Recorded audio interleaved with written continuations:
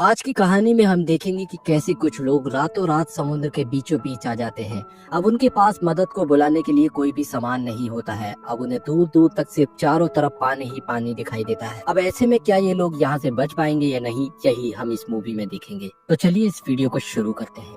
कहानी की शुरुआत में हम एक फैमिली को देखते हैं जो कि कार में कहीं जा रहे थे, जिसमें दो भाई बहन और उनके पेरेंट्स थे।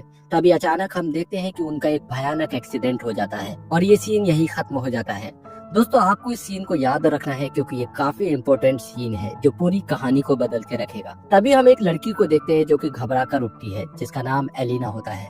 उसका हस्बैंड फ्लेवियो उससे पूछता है कि क्या तुमने फिर वही डरावना सपना देखा। यहाँ पर हम देखते हैं कि ये दोनों अपनी लाइफ में काफी ज्यादा खुश होते हैं। उनके पास एक बोट भी थी। इसके बाद हम एक और कपल को देखते हैं जिसमें मारिया और एंड्रिको होते हैं। ये दोनों भी एक दूसरे से बहुत प्यार करते हैं।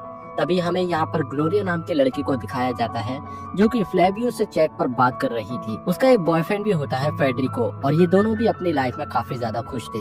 यहाँ पर हमें पता चलता है कि कुल मिलाकर ये तीनों कपल अपनी लाइफ में बहुत ज्यादा खुश होते हैं और ये तीनों कपल आपस में बहुत अच्छे दोस्त होते हैं। अब ये एक एक कर सभी समुद्री पोर्ट पर मिले, जहाँ पर एलिना और फ्लेवियो पहले से ही थे, क्योंकि ये सभी लोग फ्लेवियो की बोट पर बैठकर आज समुद्री यात्रा पर निकलने वाले थे। अब बोट में टोटल 6 लोग हो जाते हैं और ये लोग यहाँ पर बहुत ज्यादा मस्ती करते हैं क्योंकि बहुत दिनों बाद ये दोस्त वापस मिले। अब ये लोग बोट में बैठकर समुद्र में निकल जाते हैं। यहाँ पर हमें पता चलता है कि आज एंड्रिको का बर्थडे भी होता है, इसलिए ये लोग बर्थडे सेलिब्रेट भी करने वाले थे। अब ये लोग काफी दूर जाने के बाद बोट को एक टापू के पास रोक देते हैं। यहाँ पर रोक कर ये एक एक कर वहाँ पर नहाने लगते हैं और एंजॉय करते हैं।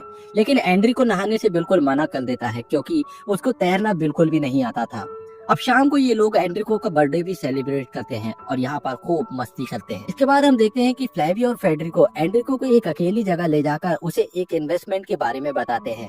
वो कहते हैं कि तुम्हें इस फाइल पर साइन करना होगा क्योंकि हम एक कंपनी में इन्वेस्ट करना चाहते हैं और हम चाहते हैं कि तुम भी उस कंपनी में इन्वेस्ट करो। यहाँ पर एंड्रिको को ये सुनकर बहुत ज्यादा खुशी होती है, लेकिन एंड्रिको भी अपनी एक कंपनी के बारे में बताता है। वो कहता है कि तुम भी उस कंपनी में इन्वेस्ट कर दो, लेकिन ये दोनों लोग उसमें इन्वेस्ट करने से मना कर देते हैं क्योंकि पिछली बार इन्होंने एंड्रिको के कहने से एक कंपनी में पैसा इन्वेस्ट कर दिया था और इनका सारा पैसा डूब गया था। इसीलिए ये कहते हैं कि इस बार हम तुम्हारे कहने से पैसा नहीं लगाएंगे और तुमको हमारे कहने से पैसा इन्वेस्ट करना होगा। अब इस बात पर एंड्रिको राजी हो जाता है। अब हमें रात का सीन दिखाया जाता है जहाँ पर ये सभी लोग पार्टी करते हैं और एंजॉय करते हैं। यहाँ पर हम देखते हैं कि फ्लेवियो ग्लोरिया के साथ डांस कर रहा है। इससे हमें पता चलता है कि फ्लेवियो की ग्लोरिया के साथ काफी ज्यादा नजदीकी होती है। अब ये लोग पार्टी करते करते इतना ज्यादा ड्रिंक कर लेते हैं कि बेहोश होकर बेबड़ों की तरह वहाँ पर गिर जाते हैं। अब सुबह हो जाती है। सुबह सबसे पहले एलिना को होश आता है तो वो फ्लेवियो को उठाती है। फ्लेवियो देखता है कि उनकी बोट समुद्र के बीचों बीच आ गई है, जिसे देखकर उसे समझ नहीं आता कि आखिरकार हमारी बोट एक टापू से समुद्र के बीचों बीच कैसे आ गई है। अब वो सभी लोगों को उठा देता है। अब सभी लोगों में ये देखकर हड़कंप मच जाता है। अब यहाँ पर फ्लेवियो बोट को स्टार्ट करने की कोशिश करता है, लेकिन उसे पता चलता है कि बोट में तो फ्यूल ही नहीं है। जिसके बाद ये लोग अपनी मदद के लिए जरूरी सामान ढूंढना शुरू कर देते हैं। तभी इन सबको पता चलता है कि यहाँ पर न खाने का सामान है और न पीने का सामान और न ही कोई मदद बुलाने के लिए इनके पास कोई जरूरी सामान है। ये देखकर सभी लोगों में हड़कंप मच गया कि आखिरकार इनके साथ हो क्या रहा है। यहाँ पर फ्लेवियो बताता है कि शायद हमारी बोट पर रात में कोई आया था और उसी ने हमारी बोट को यहाँ पर लाकर जरूरी सामान यहाँ से ले गया है। अभी सभी लोग एक जगह बैठकर सोचने लगते हैं कि आखिरकार इनके साथ हो क्या रहा है, जिसमें ये लोग अपने अपने तर्क देते हैं। तो कोई कहता है कि हमारे साथ शायद कोई प्रैंक करने की कोशिश कर रहा है, तो कोई कहता है कि शायद कोई समुद्री डाकू हमें यहाँ पर लेकर आया है। अभी सभी लोग डिसाइड करते हैं कि हमें मदद के लिए यहाँ पर बुलाना होगा किसी को, जिसके लिए इन्हें कोई सिग्नल देना होगा। तो ये सिग्नल देने के लिए वहाँ पर धुआं कर देते हैं ताकि इस धुएं को फॉलो करते हुए कोई इनकी मदद करने के लिए जरूर आएगा। तभी हम देखते हैं कि वहाँ पर एक सैटेलाइट फोन बजता है। फोन फ्लेवियो उठा लेता है, जिसमें हम देखते हैं कि वो बताता है कि मेरा नाम एमिलियो है और मैंने ही तुम सबको यहाँ पर फंसाया है। फ्लेवियो पूछता है कि आखिरकार तुम हमसे चाहते क्या हो। तो एमिलियो कहता है कि मुझे एंड्रिको से बात करनी है और तुम उसको फोन दे दो। यहाँ पर वो एंड्रिको को फोन दे देता है। तो एमिलियो उससे बैंक के 6 डिजिट का कोड पूछता है, लेकिन एंड्रिको कहता है कि मेरे अकाउंट पे एक भी रुपया नहीं है और वो बिल्कुल भी मना कर देता है। तभी एमिलियो बताता है कि मुझे पता है तुम्हारे पास एक ऐसा भी अकाउंट है जिसमें 1.6 मिलियन डॉलर पड़े हैं। ये सुनकर सभी लोग बहुत ज्यादा शौक हो जाते हैं, इसीलिए तुम मुझे बेवकूफ मत बनाओ और चुपचाप उस बैंक बैंक का पासवर्ड मुझे बता दो, वरना तुम सब लोग यहाँ पर मारे जाओगे। अब यहाँ पर ये सभी लोग एंड्रिको के पास इतना पैसा सुनकर चौंक जाते हैं और उससे पूछते हैं कि आखिरकार तुम्हारे पास इतना सारा पैसा आया कहाँ से। यहाँ पर हम देखते हैं कि फ्लेवियो और फ्रेडरिको ये कहते हैं कि हमने जिस कंपनी में पैसा लगाया था वो हमारा पैसा डूब गया था। दरअसल वो पैसा डूबा नहीं, बल्कि एंड्रिको ने अपने अकाउंट में रख लिया था। तभी यहाँ पर एंड्रिको कहता है कि वो पैसा तुम्हारा नहीं, जो कि मैंने बड़ी मेहनत से कमाया है और ये मेरी सेविंग का पैसा है, मैं किसी को नहीं दूंगा। उस कंपनी का पैसा वाकई में ही डूब गया था। यहाँ पर हम देखते हैं कि सभी लोग अब उसे ब्लेम करने लगते हैं। वो कहते हैं कि हम सब तुम्हारी वजह से यहाँ पर फंसे हैं और तुम चुपचाप उसे बैंक का पासवर्ड बता दो, वरना हम सब लोग यहाँ पर मारे जाएंगे और वो हमें यहाँ से नहीं निकालेगा। अब यहाँ पर एंड्रिको की गर्लफ्रेंड भी उसको ब्लेम करने लगती है, जिसके बाद एंड्रिको वो 6 डिजिट का पासवर्ड उसको बता देता है। अब एमिलियो वो सारे पैसे उसके अकाउंट से अपने अकाउंट में ट्रांसफर कर लेता है। एमिलियो कहता है कि मैं तुम्हारी मदद तो नहीं कर सकता, लेकिन मैं तुम्हारे लिए फ्यूल और कुछ खाना एक बोट पर रखकर जा रहा हूँ, लेकिन वो बोट तुम्हारी बोट से काफी दूर है, इसलिए तुमको तैरकर उस बोट पर आना होगा और फ्यूल और खाने को लेकर जाना होगा। अब ये सभी लोग सोचते हैं कि उस बोट पर कौन जाएगा, तो यहाँ पर एंड्रिको कहता है कि मेरी वजह से ही तुम लोग यहाँ फंसे हो, इसलिए मैं तैर कर जाऊंगा और खाना और फ्यूल यहाँ पर लेके आऊंगा। लेकिन फ्लेवियो कहता है कि तुम्हें तैरना नहीं आता है, इसलिए तुम मुझे जाने दो। उसके बाद एंड्रिको पानी में कूद जाता है और उस बोट की तरफ जाने लगता है, लेकिन एंड्रिको को तैरना नहीं आता था, इसलिए थोड़ी ही देर बाद वो पानी में डूबने लगता है। ये देखकर फ्लेवियो भी पानी में कूद जाता है और वो उसके पास आ जाता है। वो एंड्रिको से कहता है कि तुम बोट पर वापस जाओ, मैं उस बोट के पास जाता हूँ, खाना और फ्यूल लेकर आता हूँ। अब जैसे तैसे करके फ्लेवियो उस बोट के पास आ जाता है। बोट के पास आते ही सबसे पहले फ्लेवियो भर पेट खाना खाता है, क्योंकि उसे बहुत ज्यादा भूख लग रही थी। इधर हम एंड्रिको को देखते हैं, जो कि अपनी गर्लफ्रेंड को बताता है कि वो लोग पहले बहुत ज्यादा गरीब थे। वो इतने गरीब थे कि उनके पास खाने तक के पैसे नहीं थे और एक बार उसकी मदर बहुत ज्यादा बीमार हो गई थी, लेकिन उनके पास इतने भी पैसे नहीं थे कि वो अपनी मदर का इलाज करा सके। इसलिए एंड्रिको ने डिसाइड किया कि वो अपने फादर की तरह बिल्कुल नहीं बनेगा और बड़ा होकर बहुत सारे पैसे कमाएगा। इसलिए उसने एक एक रुपया कर पैसे जोड़ना शुरू कर दिया था। इधर हम देखते हैं कि एमिलियो उस बोट के पास आकर फ्लेवियो को पकड़ लेता है और उसके हाथ को बांध देता है और वो फ्लेवियो से कहता है कि अब तुम सबको मरना होगा। फ्लेवियो यहाँ पर पूछता है कि आखिरकार तुम हमारे साथ ऐसा क्यों कर रहे हो, तो एमिलियो कहता है कि मुझे तुम सबसे बदला लेना है, क्योंकि तुम सभी ने मेरे साथ बहुत बुरा किया है। फ्लेवियो को बताता है कि हमने मदद के लिए कुछ लोगों को बुलाया है और वो यहाँ पर कुछ टाइम में आने ही वाले हो। तभी एमिलियो वॉकी टॉकी पर फोन कर उन्हें एक डीवीडी के बारे में बताता है और उन सभी से कहता है कि उस डीवीडी को तुम सबको देखना चाहिए। दरअसल ये एक सीसीटीवी की रिकॉर्डिंग होती है, जिसमें हम देखते हैं कि फ्लेवियो ग्लोरिया के साथ इंटीमेट हो रहा था। फ्लेवियो और ग्लोरिया को इंटीमेट होते देख इन सभी लोगों को बहुत ज्यादा गुस्सा आता है।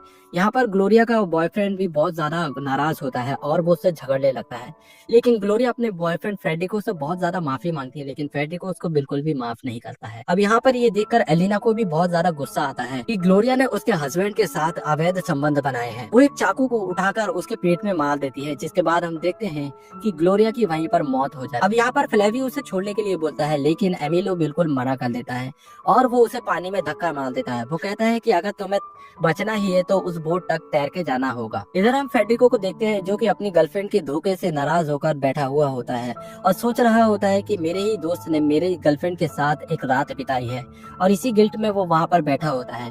तभी हम देखते हैं कि फ्लेवियो किसी तरीके से तैरता हुआ वहाँ पर आ जाता है और वो फेडरिको से मदद करने के लिए कहता है, लेकिन फेडरिको को बहुत ज्यादा गुस्सा आ रहा था कि उसकी गर्लफ्रेंड के साथ इसने अवैध संबंध बनाए थे, इसलिए वो फ्लेवियो की मदद करने से बिल्कुल मना कर देता है। और यहाँ पर हम देखते हैं कि फ्लेवियो की पानी में डूबकर मौत हो जाती है और इस तरीके से फ्लेवियो भी मर जाता है। फिर एमिलियो फोन कर उन सबको बताता है कि तुम सबको मरना होगा, क्योंकि मैं तुम्हें मार डालूंगा। भले ही तुम्हें इंसानी कानून ने माफ कर दिया हो, लेकिन मेरा कानून तुम्हें बिल्कुल भी माफ नहीं करेगा। तुमने जो हमारे साथ किया है उसके लिए कोई भी माफी नहीं हो सकती। जिस बात को सुनकर एलिना सोच में पड़ जाती है कि अब शायद हम सब मारे जाएंगे और हम नहीं बच पाएंगे। वो कहती है कि इस चीज के सपने मुझे हमेशा सताते रहते हैं, क्योंकि हमने उस रात जो किया वो हमें नहीं करना चाहिए था, वो वाकई में ही बहुत गलत। अब एलिना को इतना ज्यादा गिल्ट होता है कि वो बोट से कूदकर अपनी जान दे देती है और इस तरीके से एलिना की भी मौत हो जाती है। इधर हम मारिया को देखते हैं, जो कि अपने बॉयफ्रेंड एंड्रिको के ऊपर गन तान देती है।